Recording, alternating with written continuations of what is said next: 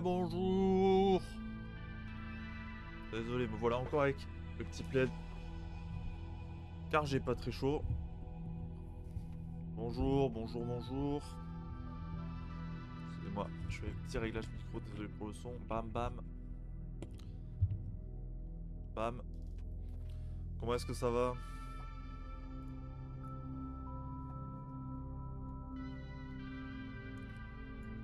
Un peu rogner, un peu comme ça irait mieux. Voilà, bam. Toujours sur la BO de Subnautica, on change pas une équipe qui gagne, mais on va peut-être essayer d'en trouver une autre. Qu'est-ce que vous en dites? Arc on a déjà fait, Uncharted 3 c'était pas mal. Colin McRae c'est trop énergique. Petit Minecraft? Non, je sais pas. Bon, on va rester sur Below Zero, de toute façon on va couper la musique assez vite. Comment ça va? Comment ça va? Bonjour, bonjour, bonjour, bonjour. Alors aujourd'hui, quel est le programme? Eh bien, le programme aujourd'hui, c'est de, comme vous l'avez vu dans le titre vidéo, on regarde mes vidéos. J'ai enlevé le on regarde mes vieilles vidéos, parce que ça n'a plus aucun sens, parce qu'on va regarder des vidéos de 2021 à aujourd'hui. Donc ça commence à vraiment pas être vieux, même si 2021 c'était il y a quand même plusieurs années. Ça commence à plus être très vieux. Euh... Donc normalement aujourd'hui on termine cette série de streams. Il faudra que j'update l'overlay après parce que je l'aime bien mais il a arrangé. On termine, voilà, on termine ces streams aujourd'hui. Il nous reste 7 vidéos à regarder, donc c'est pas beaucoup. Et, euh, et on va s'amuser. Donc rappel, on regarde les vidéos que j'ai produites sur ma chaîne principale qui s'appelle Arthur Julia. N'hésitez pas à aller vous abonner. Et cette chaîne qui, à la base, parle de ciné, mais j'ai fait aussi un peu, pas mal de fiction et un peu d'autres trucs.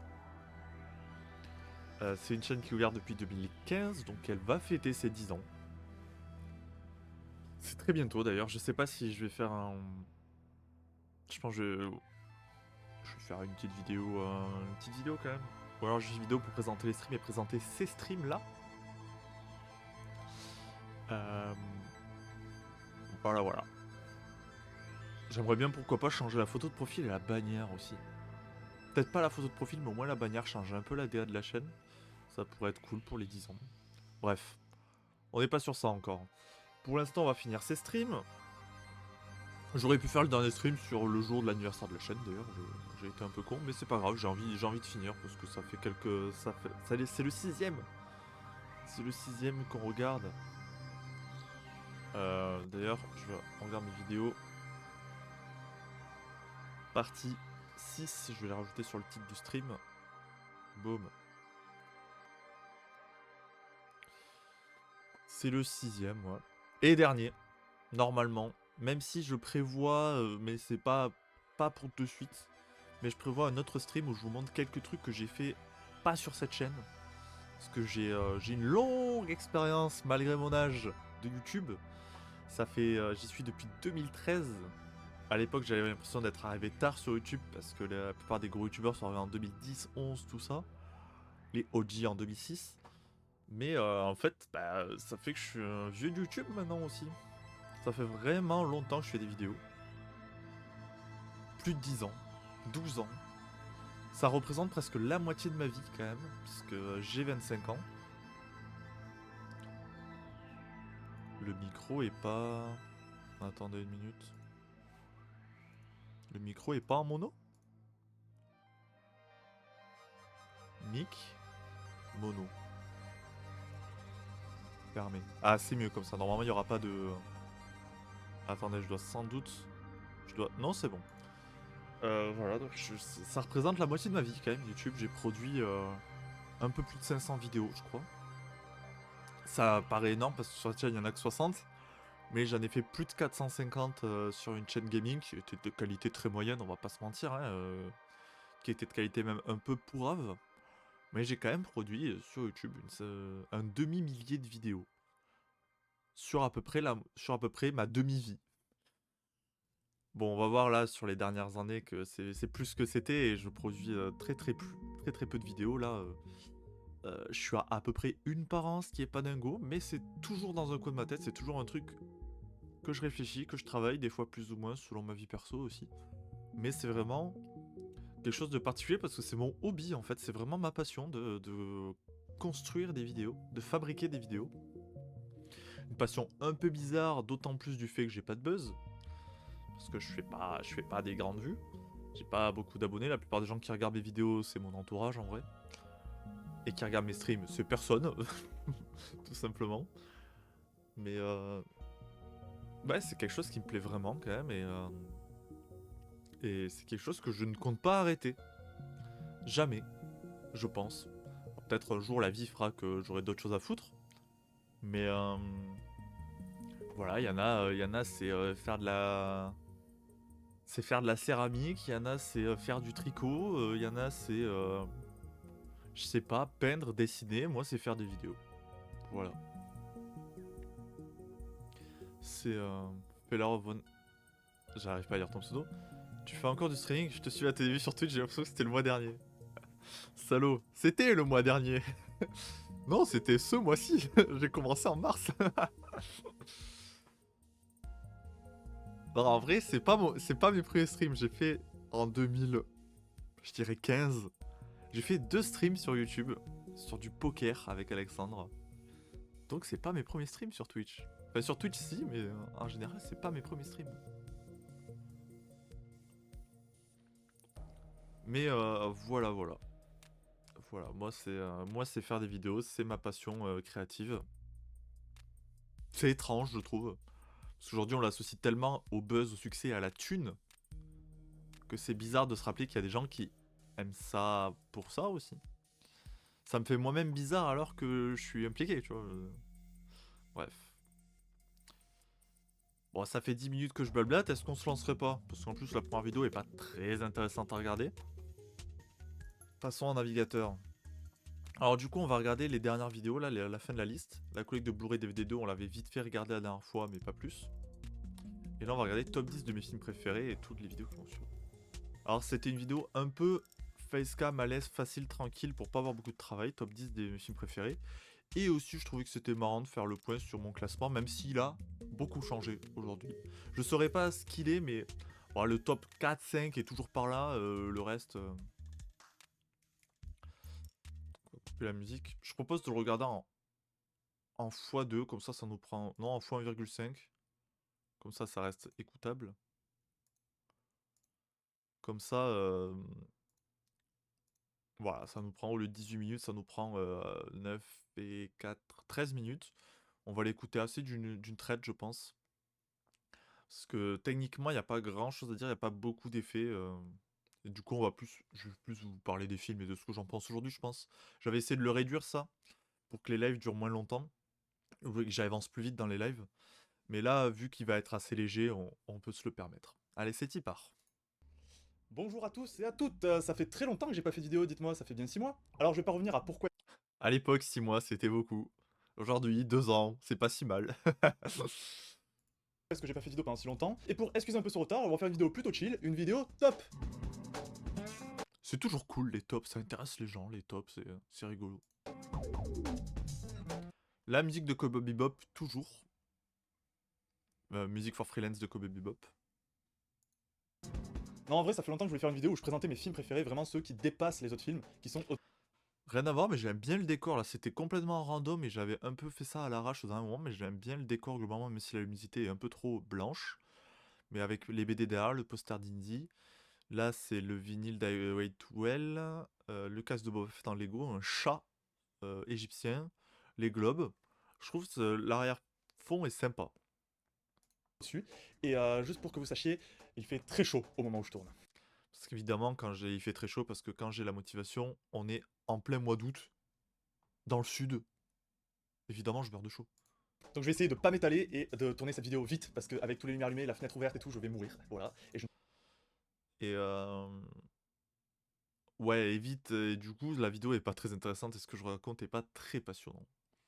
On peut pas mettre le ventilo sinon ça fait trop de bruit, c'est le problème des youtubeurs en période estivale. Du coup avant de commencer, c'est évidemment purement personnel, et même pour moi ce top ne restera pas gravé comme ça, parce que clairement vous me le redemandez dans 2 jours, je vous donne un autre ordre, il y aura peut-être d'autres films dedans. Donc c'est juste à ce moment précis là, voilà mes 10 films préférés dans l'ordre. Alors avant de commencer aussi on peut faire des petits mentions honorables qui auraient pu être dans le top, qui l'ont été, et qui sont, voilà, qui sont des films que j'aime beaucoup mais qui sont pas assez hauts pour moi pour qu'ils rentrent dans... Et nouvelle découverte capillaire, quasi rasée. Voilà, je m'étais rasé les cheveux, sorti de... Non. Fin d'année, là, en mai, juin. Donc j'ai pas de cheveux. Et aujourd'hui, ils font 1000 cm de long. le top 10. Longtemps dans le top 10 il y avait Jurassic... Après, c'était il y a 4 ans. Ruby, le chat. Viens là, non? Il miaule à la mort, là, va savoir pourquoi. World et Vaiana, Ah, qui étaient là un peu par défaut. C'est des films que j'aime énormément, mais malheureusement, c'est pas non plus... Voilà, Vaiana, je l'aime vraiment beaucoup, c'est un de mes Disney préférés, et Jurassic World est un excellent film, mais pour l'avoir revu Voilà, les seuls effets de montage que vous verrez, c'est là. récemment, c'est vrai que dans Jurassic World, il y a quelques... Alors Jurassic World, en fait, je l'aime moins depuis qu'il y a le 2 qui existe. Mais Vaiana, par contre, vraiment solide. Solide sur ses appuis, ça reste un très très très grand Disney. facilités qui, bon, en font pas un incroyable film, mais qui en font un très bon film. On peut aussi citer dans les mentions honorables Batman v Superman, qui est un de mes films de super-héros préférés. De même qu'Avengers dans le penchant Marvel, qui est mon Marvel préféré, Avengers premier du nom. Et enfin, 2 derniers qu'on peut citer, Je pense que c'est mes 2 films de super-héros préférés, BVS et Avengers 1. Rogue One et Pacific Rim.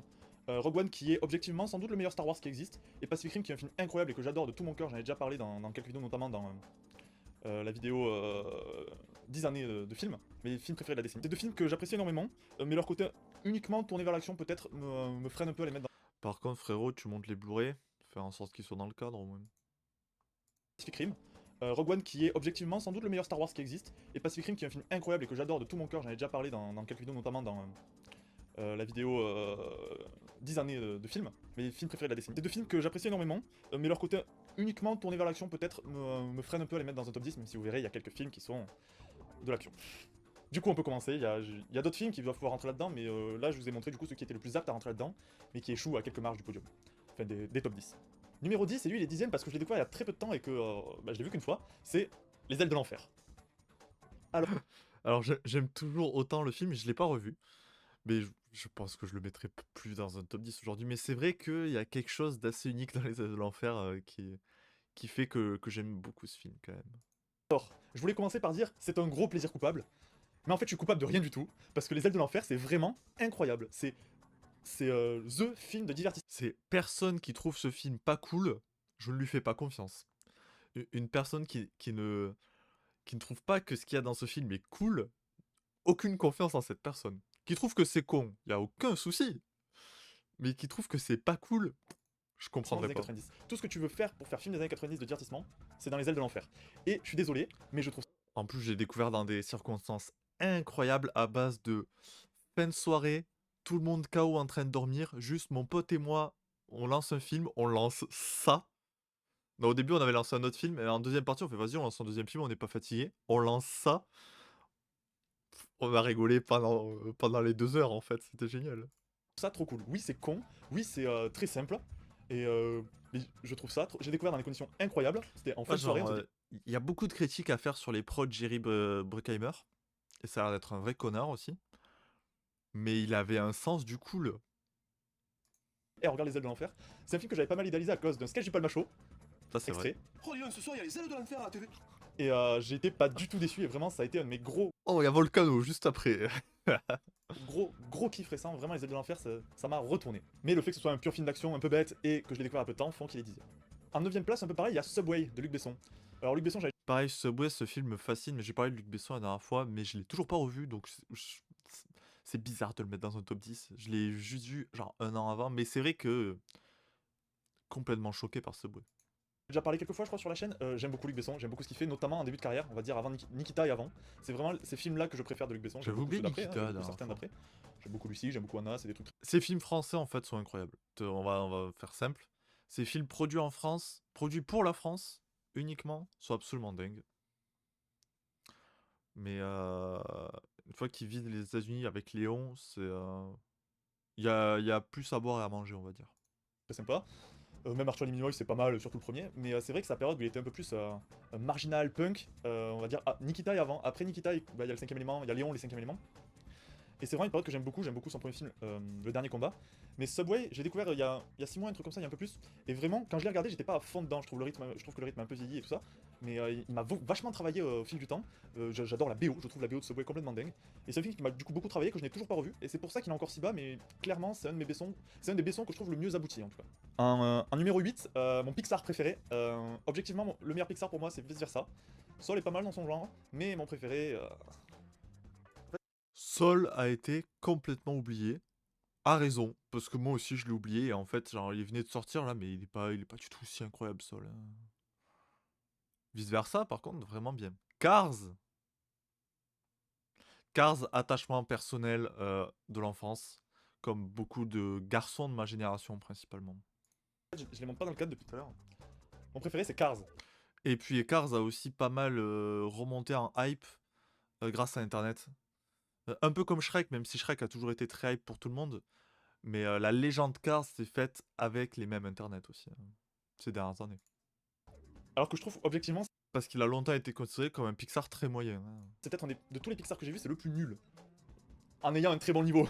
Mais Cars, je l'ai revu il y a pas longtemps et je suis retombé amoureux de ce film. C'est un film que j'avais séché dans ma jeunesse et que j'avais pas vu depuis un bail. Je l'ai revu il y a pas longtemps et il m'a recueilli, il m'a repris encore. J'adore l'histoire. Enfin, j'aime encore plus Cars depuis que j'ai vu Rocky parce que littéralement c'est Rocky avec des voitures, Cars.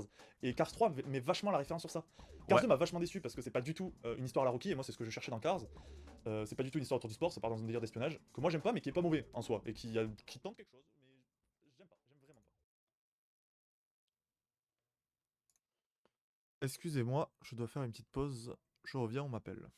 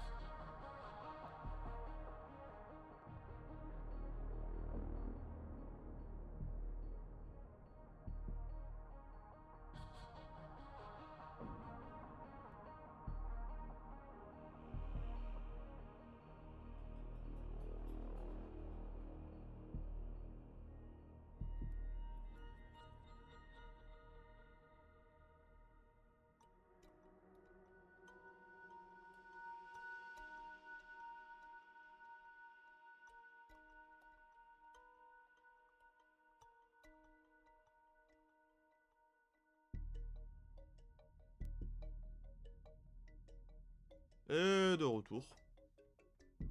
Désolé pour cet arrêt impromptu. Rembourser le stream gratuit. D'accord, voilà, c'est remboursé. Allez, on continue Cars. Voilà, Cars, ça, il m'a recueilli une fois que j'ai été plus grand et que j'ai eu plus de. Et que j'ai eu plus de culture cinéma et tout ça. Donc, voilà, Cars, incroyable. Du coup, on passe au numéro 7 qui est Trainspotting 2. Clairement, je pourrais mettre Trainspotting 1 égalité, mais je préfère le 2 pour son montage et sa photo. La photographie de Trainspotting 2 est beaucoup plus punk et délirante. Et l'esthétique numérique me plaît assez, je trouve, colle bien avec Trainspotting 2.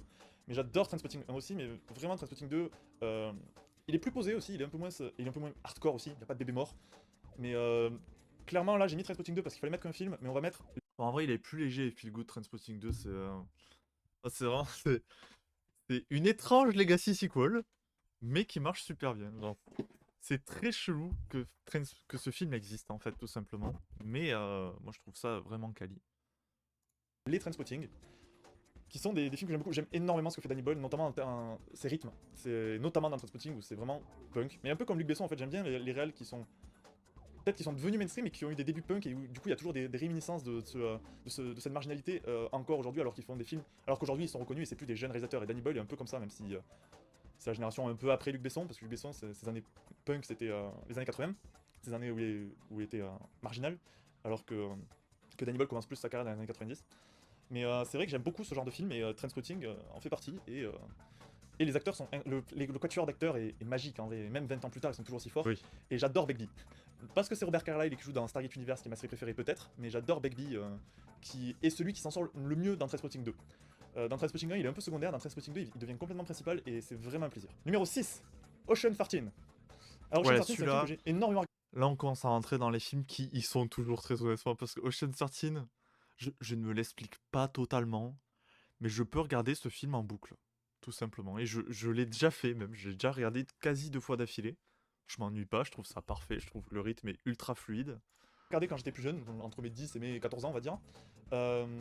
C'est un film que j'ai vraiment séché beaucoup de fois. Et j'aimerais beaucoup regarder plus de Soderbergh, en vrai, même si ça je sais que c'est son côté le plus mainstream, les Ocean.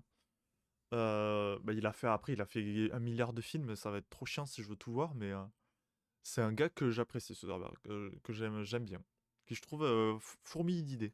T'es sûr d'avoir vu les autres Ocean alors qu'en fait non, et je les ai découverts cette année. En fait, je l'ai croisé sur Netflix, j'ai dit bon allez, je vais voir si c'est toujours aussi bien dans mes souvenirs, Ocean 13. J'ai lancé, et j'ai re-kiffé ma race, et du coup je me dis, je vais regarder le 11 et le 12 maintenant. Et du coup j'ai regardé le 11 qui m'a beaucoup déçu, le 11, il n'y a pas du tout ce... Enfin c'est sympa mais il manque un feeling, et c'est pas assez kiffant en vrai, par rapport au 13. J'ai regardé le 12, que j'avais déjà vu, j'avais quelques souvenirs du 12.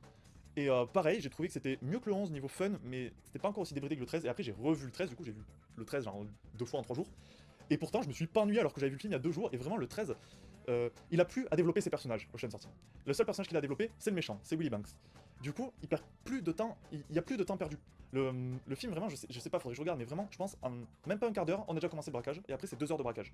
Et ça, c'est vraiment un rythme que j'aime bien et qui va à Et Al Pacino est absolument incroyable, c'est un vrai connard, vraiment, t'y crois à fond. fond, et qui, vu que le 11 et 12 existent, le 11 était plus centré sur le personnage de George Clooney, Danny Ocean. Le 12 commençait à développer un peu Rusty. Et le 13, les personnages secondaires restent secondaires et on les connaît. Ici, on développe un peu plus le personnage de Matt Damon, qui est déjà le nouveau du groupe, du coup, qui était déjà développé depuis le 11. Et du coup, on a juste, c'est bon, là, on a tous nos personnages. On a il faut venger un ami. Willy Banks, en 2 minutes, tu comprends que c'est un gros fils de pute. Et il y a juste, du coup, à faire le braquage maintenant. Et le braquage est tellement plus fun et tellement mieux écrit aussi. C'est moins prévisible. Dans le 12, il y a des trucs pas prévisibles mais qui marchent pas, alors que là, ça marche. Et puis, c'est le retour à Vegas, parce que le 12 se passe pas à Vegas, et ça... Moi juste, j'aime pas le twist du 12 qui est... En fait, tout le film ne servait à rien, on a volé le truc depuis le début. Je trouve ça gâche un peu le film. Ça manque un peu quand même que le 12 se passe pas à Vegas. Et puis voilà, pour le rythme et pour... En vrai, c'est peut-être... J'ai jamais vu l'original par contre, le Ocean Eleven, avec Sinatra, Rick Martin et tout ça. Peut-être aussi parce que je connais le film par cœur que pour moi il n'y a pas besoin de développement des personnages, mais vraiment pour moi le 13 a le rythme le plus précis et le plus millimétré des 3. Numéro 5, Philadelphia. Qui est un film que j'ai vu beaucoup trop tôt pour son sujet, je pense. En vrai, beaucoup trop tôt, je dois avoir 12-13 ans, tu vois, mais je le mettrais peut-être même plus haut aujourd'hui. J'étais pas encore cinéphile, je m'intéressais pas encore au cinéma. Et c'est un film qui m'avait profondément marqué, que j'ai revu des années plus tard, qui m'a profondément marqué, et je l'ai encore revu. C'est un film qui m'a à chaque fois, et qui me touche à chaque fois. Vraiment, Philadelphia, enfin, la plupart des films que je montre, je les ai déjà eu en Blu-ray, du coup j'en ai déjà parlé, mais ça me touche à chaque fois. Je vous renvoie à la vidéo où j'en parle dans ma collègue de Blu-ray pour un peu plus de précision, mais c'est un film parfait, 2 acteurs incroyables, une réalisation vraiment bonne, et vraiment la réalisation de toucher les sentiments, parce qu'il y a beaucoup de regards caméra notamment, enfin de face caméra qui sont... Les regards caméra... En plus ça reste dans les années 90, donc c'est cool. En plus c'est un sujet vraiment important, au trip. Plus que juste parler du sida et de l'homophobie des années 90, ça parle juste de accepter les autres, et je trouve que le film le fait magnifiquement. Il y a des scènes vraiment belles, et c'est vraiment un film qui reste gravé dans mon cœur, Philadelphia. Numéro 4, la crème de la crème. Alors ça,